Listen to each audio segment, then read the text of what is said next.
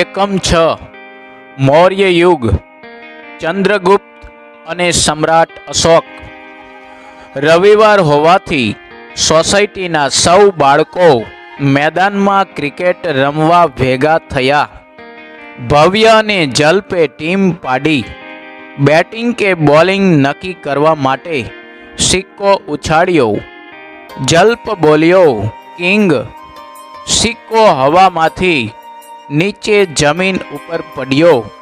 King પડ્યો એટલે જલ્પે batting માંગી। બાજુમાં ઊભેલો હેતાંશ બોલી ઉઠ્યો, સિક્કા પર આપેલી આ સિંહની આકૃતિ ક્યાંથી લીધી હશે? ભવ્યએ તેને સમજાવ્યો, સિક્કા પર આપેલી સિંહની આકૃતિ એટલે કિંગ।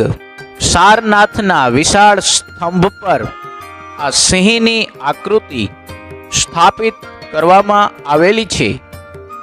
આ સ્તંભને મૌર્ય વંશના સમ્રાટ અશોક દ્વારા નિર્માણ કરવામાં આવ્યો હતો। ભારતે તેને રાષ્ટ્રીય પ્રતીક તરીકે સ્વીકારેલ છે। મૌર્ય વંશ સ્થાપક અને શાસક।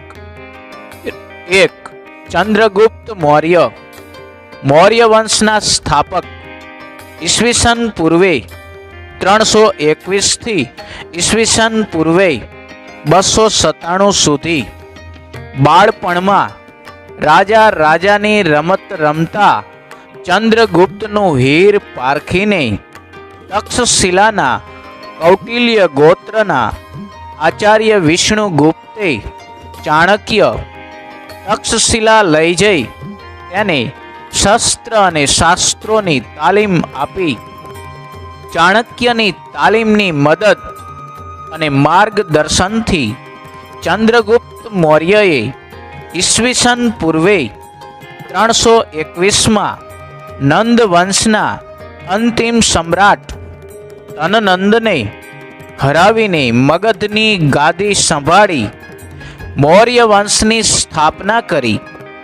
ચાણક્યની રાજનીતિ અને વહીવટ અંગેની કુશળતાનો સંપૂર્ણ લાભ ચંદ્રગુપ્તને મળ્યો।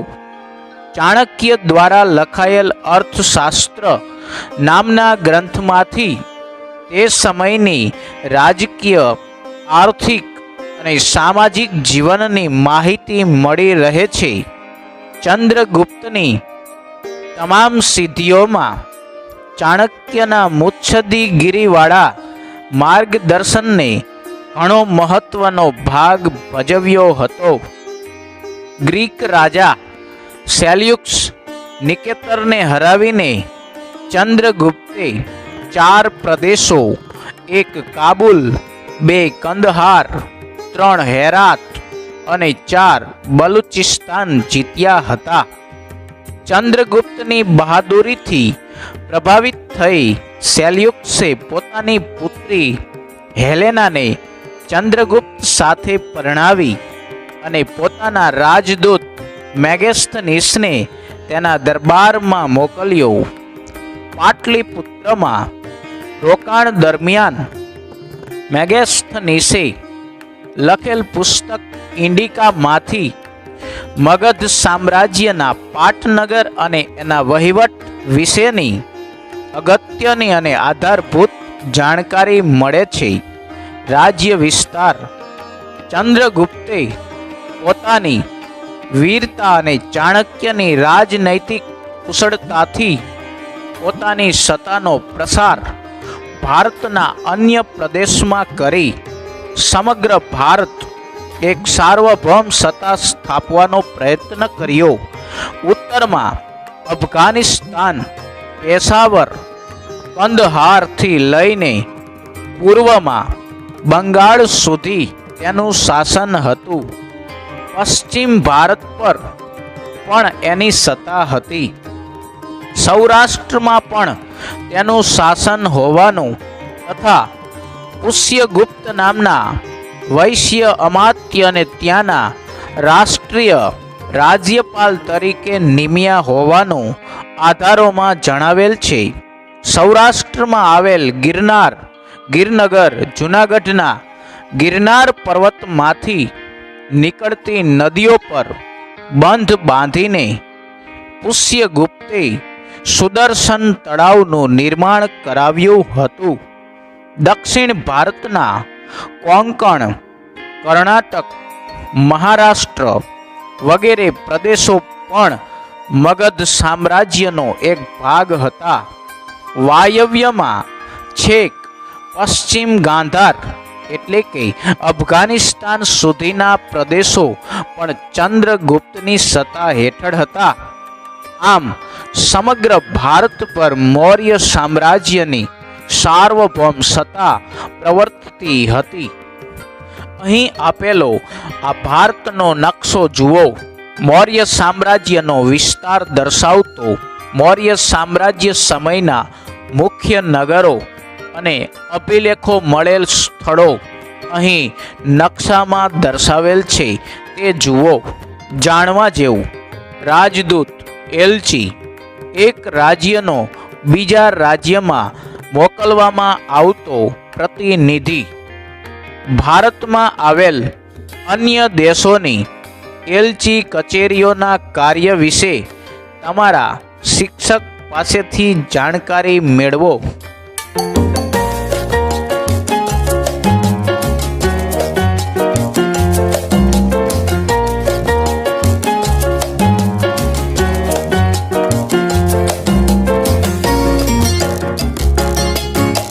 ચંદ્રગુપ્તે તેના જીવનનો અંતિમ સમય જૈન મુનિ ભદ્રબાહુ સાથે મૈસૂર હાલ કર્ણાટકના શ્રવણબેલગોળામાં વિતાવ્યો હતો.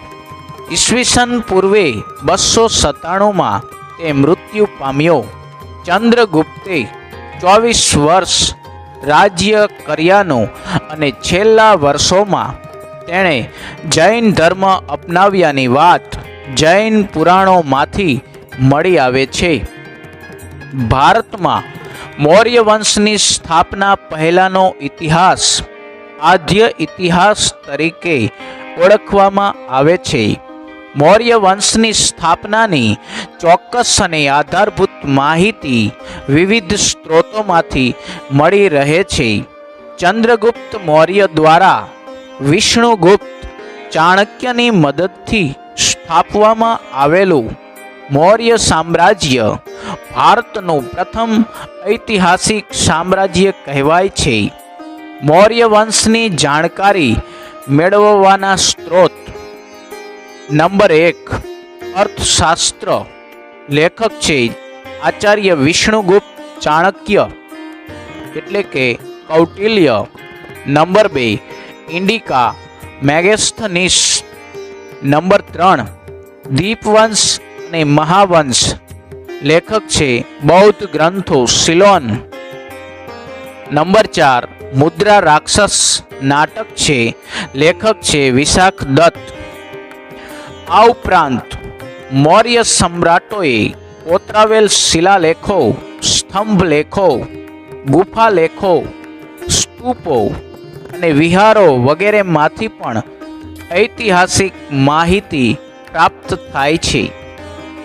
વિચારો. વર્તમાન સમયમાં તમારે કોઈ વ્યક્તિ, વસ્તુ કે સ્થળ વિશે માહિતી મેળવવી હોય તો તમે કેવી રીતે મેળવશો?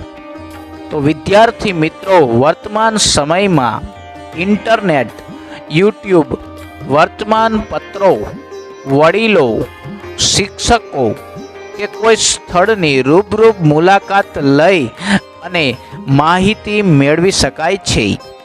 Grand trunk road GTR Asia ખંડનો સૌથી જૂનો અને લાંબો મુખ્ય રોડ છે. આ રોડનું નિર્માણ સૌ પ્રથમ ચંદ્રગુપ્ત મૌર્યના સમયમાં થયું હતું. તે તામ્રલિપ્તિ થઈ તક્ષશિલા અને તક્ષશિલાથી મધ્ય એશિયાને જોડતો હતો. તે સમયે ગંગાના મેદાનથી ગંધાર સુધી આ રોડ વિસ્તરેલો હતો.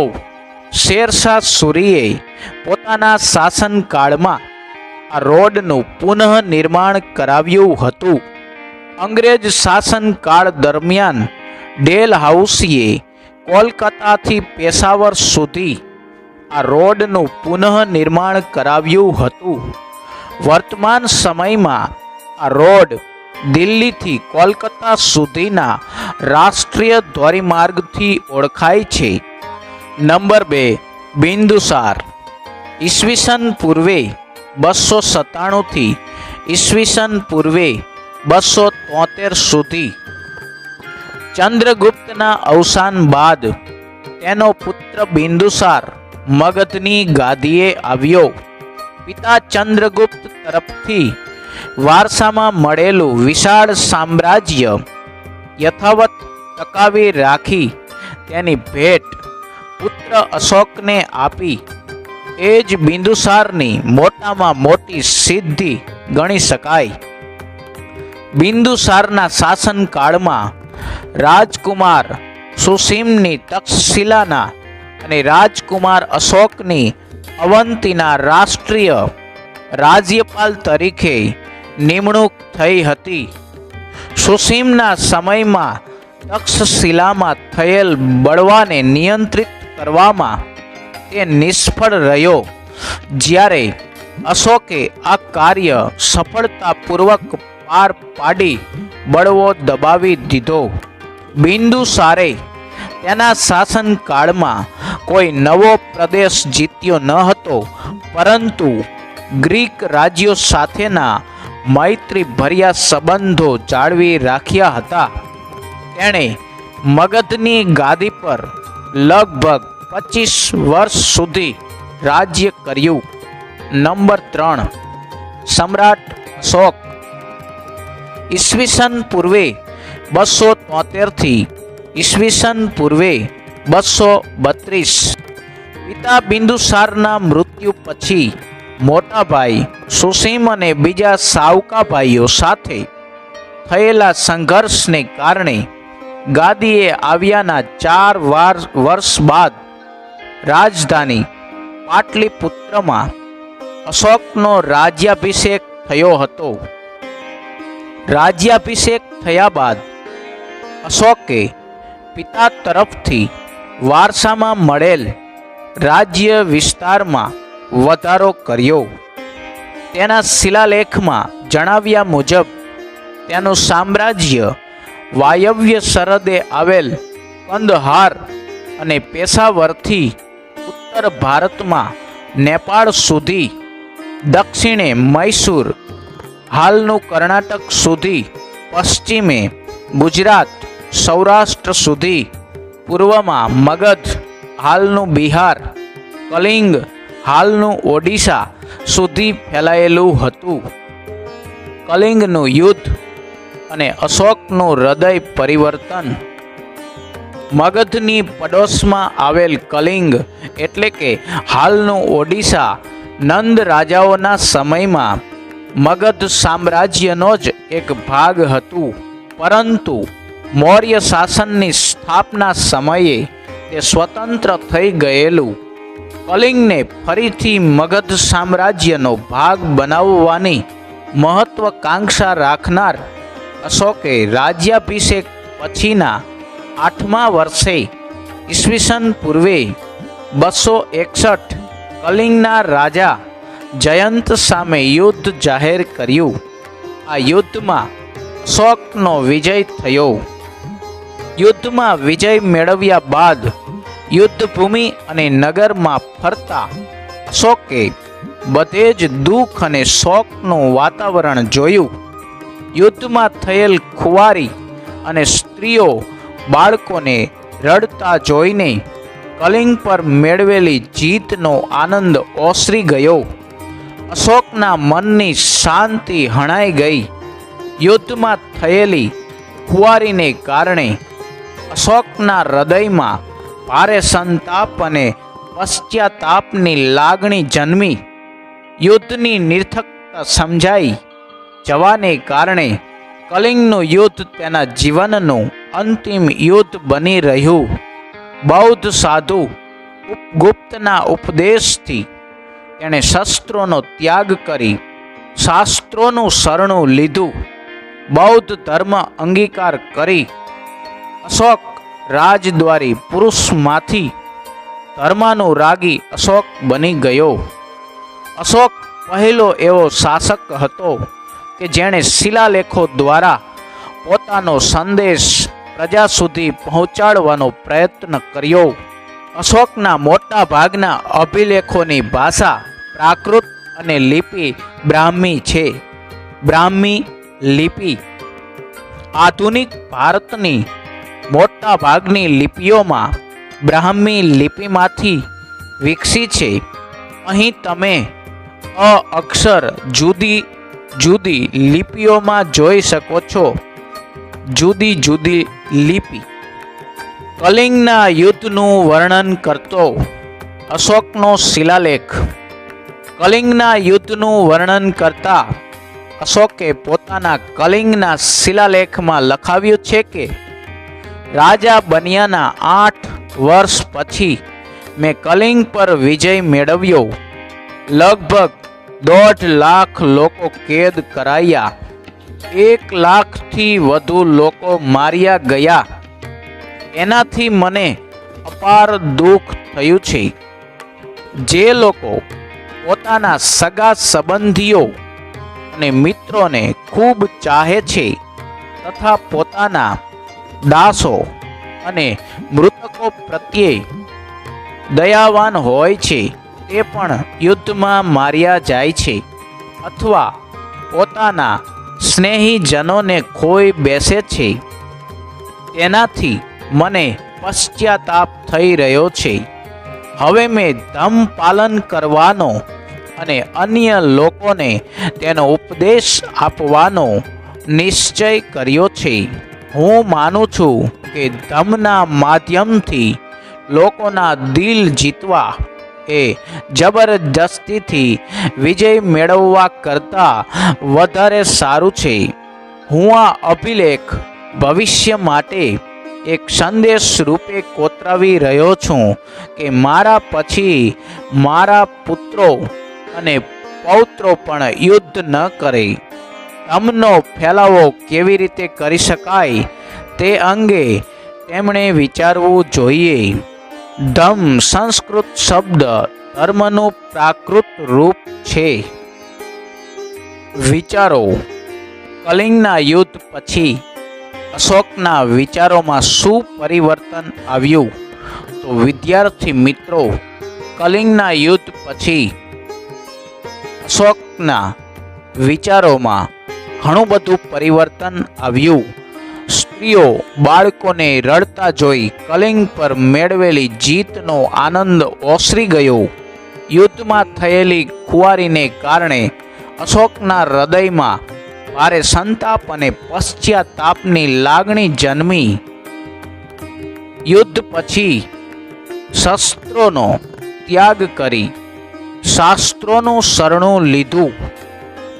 બૌદ્ધ ધર્મ અંગીકાર કરી અશોક રાજદ્વારી પુરુષમાંથી ધર્માનુરાગી અશોક બની ગયો. પછી તેને ધર્મનું પાલન કરવાનો નિશ્ચય કર્યો. આવી રીતે અશોકના જીવનમાં આમૂલ પરિવર્તન આવ્યું. ગુજરાતના જૂનાગઢમાં ગિરનાર તરફ પર્વત તરફ દામોદર કુંડ જતા અશોકનો શિલાલેખ મળી આવેલ છે, જે પ્રાકૃત ભાષામાં લખાયેલ છે. આ શિલાલેખમાં 3 રાજવીઓના લેખો છે.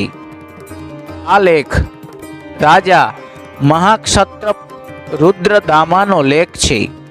આ લેખમાં મૌર્ય રાજા ચંદ્રગુપ્તના રાષ્ટ્રીય પુષ્યગુપ્ત દ્વારા નિર્માણ કરવામાં આવેલ સુદર્શન તળાવ જળાશય અને અશોકના રાષ્ટ્રીય યવનરાજ દ્વારા સિંચાઈ માટે તેમાંથી નહેરો કાઢવાની વિગતો આપવામાં આવેલ છે.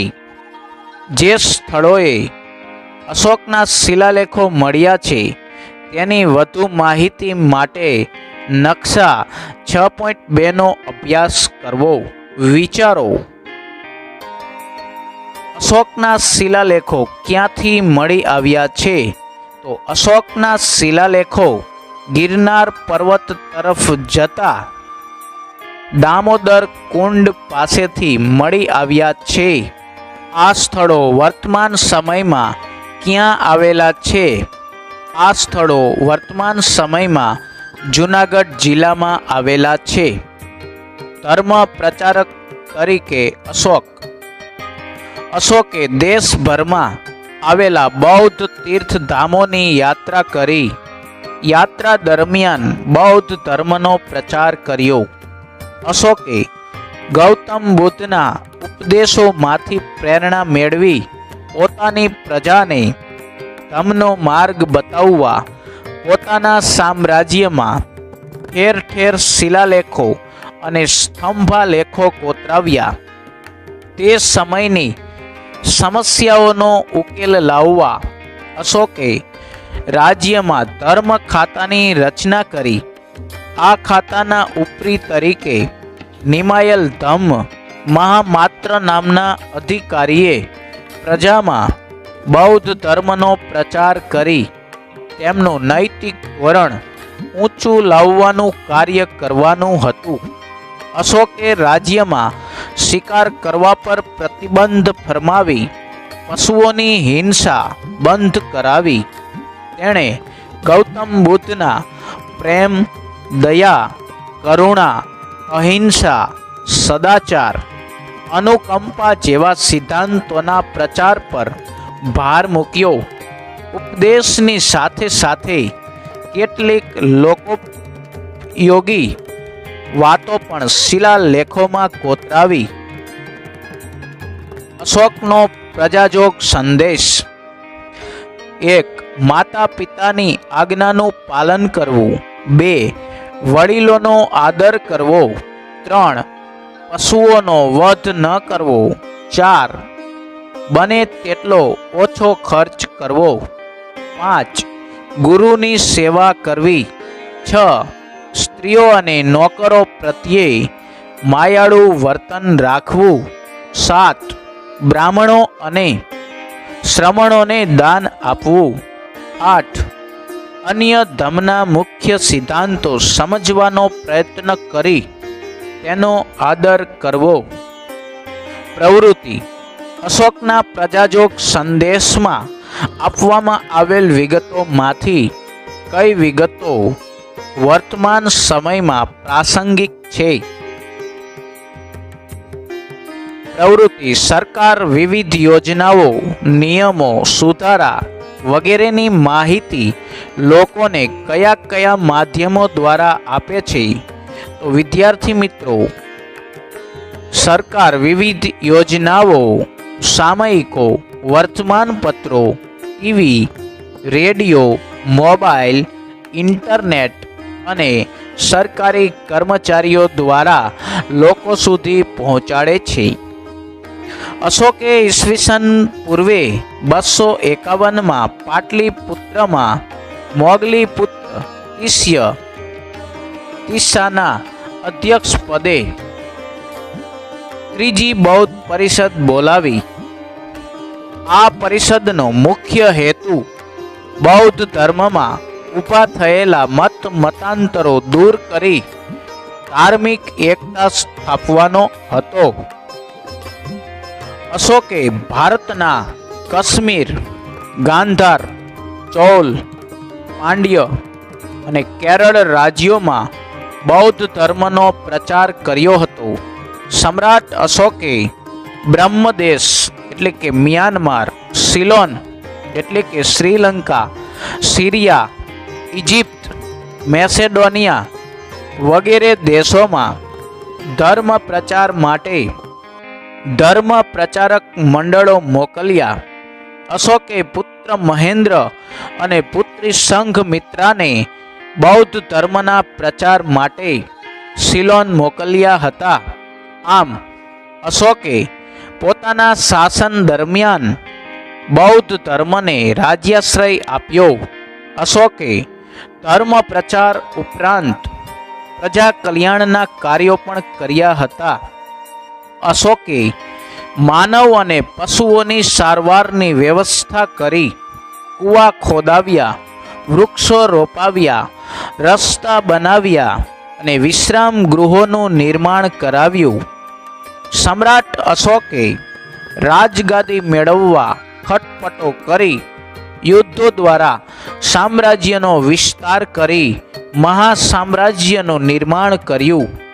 મહત્વાકાંક્ષા પૂરી કરવા કલિંગ ઉપર ચઢાઈ કરી, યુદ્ધમાં થયેલ ખુવારી જોઈ તેનું હૃદય પરિવર્તન થતાં તે બૌદ્ધ ધર્મનો પ્રચારક અને ઉપદેશક બની ગયો. ધર્મ પ્રચારાર્થે વિદેશોમાં ગયેલા પ્રચારક મંડળોએ ત્યાં ભારતીય સંસ્કૃતિની સુવાસ ફેલાવી. અશોકના ગુણો અને તેના કાર્યોને લીધે તે ઇતિહાસમાં મહાન રાજવી તરીકે સ્થાન ધરાવે છે. ઈસવીસન પૂર્વે 232માં સમ્રાટ અશોકનું અવસાન થયું. તેણે 36 વર્ષ શાસન કર્યું. મૌર્ય યુગનું વહીવટી તંત્ર. ચંદ્રગુપ્ત મૌર્યએ વિશાળ સામ્રાજ્યનું નિર્માણ કર્યું. તેનો વિસ્તાર સમ્રાટ અશોકે કર્યો. વિશાળ મૌર્ય સામ્રાજ્યના વિભાગ પાડી તેનો સુવ્યવસ્થિત વહીવટ ચલાવવા માટેનું આયોજન ચંદ્રગુપ્તના મુખ્યમંત્રી અને પ્રખર રાજનીતિજ્ઞ વિષ્ણુગુપ્ત ચાણક્ય કૌટિલ્ય દ્વારા કરવામાં આવ્યું હતું. આ સમયમાં વહીવટી તંત્રના 3 વિભાગો અંગો હતા. મૌર્ય યુગનું વહીવટી તંત્ર અ કેન્દ્રીય, બ પ્રાંતીય અને ક પ્રાદેશિક એટલે કે સ્થાનિક, આમ 3 વિભાગો હતા. અ કેન્દ્રીય વહીવટી તંત્ર. સમ્રાટ રાજા શાસન વ્યવસ્થામાં કેન્દ્ર સ્થાને હતો. તે સામ્રાજ્યનો વહીવટી, લશ્કરી અને ન્યાય તંત્રનો વડો હતો. તેનું પદ વંશ પરંપરાગત હતું. પાટલીપુત્ર અને તેની આજુબાજુનો પ્રદેશ સમ્રાટના સીધા અંકુશ હેઠળ હતો. તે મંત્રીઓ અને ઉચ્ચ અધિકારીઓની મદદથી વહીવટ ચલાવતો. ચાણક્ય કૌટિલ્યએ કુલ 18 ખાતાઓ દર્શાવ્યા છે, જેમાંથી મુખ્ય ખાતાઓ અને તેના ઉપરી વડા નીચે મુજબ છે. ક્રમ 1 ખાતું ખેતી વિભાગ, ઉપરી વડા સીતાધ્યક્ષ. નંબર 2 લશ્કરી ખાતું, એના ઉપરી વડા સેનાની. નંબર 3 ન્યાય ખાતું, એના ઉપરી વડા પ્રદેશત્રી મુખ્ય ન્યાયાધીશ. નંબર 4 વ્યાપાર ખાતું, ઉપરી વડા પરણ્યાધ્યક્ષ. નંબર 5 દફતર ભંડાર અક્ષપટલ રેકર્ડ ખાતું, મહા અક્ષપટલ. નંબર 6 મુદ્રા પાસપોર્ટ ખાતું, એના ઉપરી મુદ્રાધ્યક્ષ તરીકે ઓળખાતા હતા. પ્રાંતીય વહીવટી તંત્ર. વિશાળ મૌર્ય સામ્રાજ્યને વહીવટી સરળતા ખાતર 5 વિભાગમાં વહેંચવામાં આવ્યું હતું. પ્રાંત મંડળ વિભાગના વડા તરીકે રાજ્યપાલ રાષ્ટ્રીય હતો. આ પદ પર મોટે ભાગે રાજકુમારોની નિમણૂક કરવામાં આવતી. રાજ્યપાલનું કાર્ય સમગ્ર પ્રાંતમાં શાંતિ વ્યવસ્થાની જાળવણી કરવી, કરવેરા ઉઘરાવવા, રાજાના આદેશોનું પાલન કરાવવું અને પ્રાંતમાં બનતા બનાવોથી સમ્રાટ કેન્દ્રને સતત વાકેફ રાખવાનું હતું. ક પ્રાદેશિક સ્થાનિક વહીવટી તંત્ર. વહીવટી સરળતા માટે કોઈ પણ પ્રાંતને આહાર જિલ્લા સ્થાનીય અને આહારને પ્રદેશ સંગ્રહણ તાલુકામાં વહેંચવામાં આવતો. આહારનો અધિકારી રાજુક, આહારપતિ સ્થાનિક અને પ્રદેશનો અધિકારી પ્રાદેશિક ગોપ કહેવાતો. વહીવટી તંત્રનું નાનામાં નાનું એકમ ગ્રામ હતું. તેનો ઉપરી ગ્રામીણ કહેવાતો ગામના ચૂંટાયેલા સભ્યોની સમિતિની મદદથી ગ્રામીણ ગ્રામનો વહીવટ ચલાવતો. સમ્રાટ અશોકના ઉત્તરાધિકારીઓ તથા મૌર્ય વંશનું પતન. સમ્રાટ અશોકના મૃત્યુ બાદ તેના ઉત્તરાધિકારીઓ વિશે બ્રાહ્મણ, જૈન અને બૌદ્ધ ગ્રંથોમાંથી જુદી જુદી માહિતી મળે છે.